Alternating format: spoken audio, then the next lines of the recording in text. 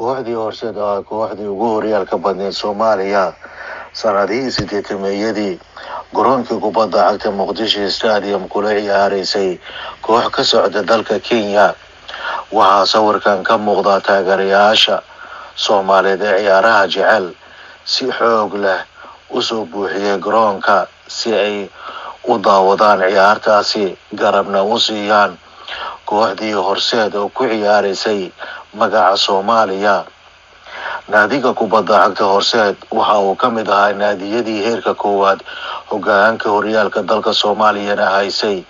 ilaa iyo 80-meeyadii, inkastoo bariyadii dambane laga wareejiyay ayna u wareegeen naadigii kubadda cagta MBC Club ee madbacadda, walow ayna ku soo daba jireen hoggaanka horyaalka haysayna naadigii kubadda cagta LBB Genyo. horyaalkii General Daawud waxa uu ahaa koob loo tartamo hoggaankiisa, inkastoo dhalinta da'da yar maanta jirta ay aad iyo maskaxdooda ay ku hayaan horyaalada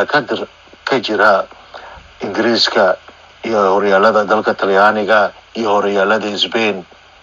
Soomaaliya waxay soo martay isboorti aad u macaan oo marnaba maskaxdooda aan ka go'i karin baaweyntii hore isboortiga cuslaatay iyo weliba farsamooyinka ay ku soo bandhigi jireen sida dalalka Masar, Sacuudiga, Kenya iyo wadamo badan oo dhowr ahi ayaa lagu soo bandhigi jiray banoonigii macaanaa